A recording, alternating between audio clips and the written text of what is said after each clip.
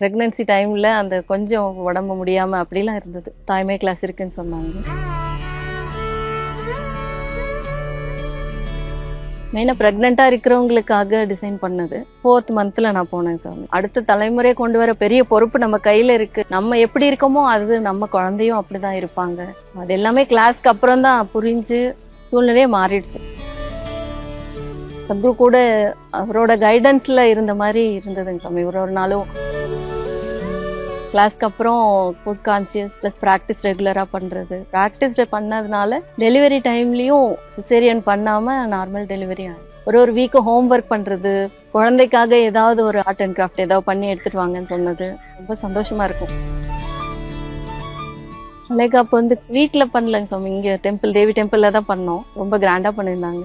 அந்த நாளே ரொம்ப ஸ்பெஷலாக இருந்தது.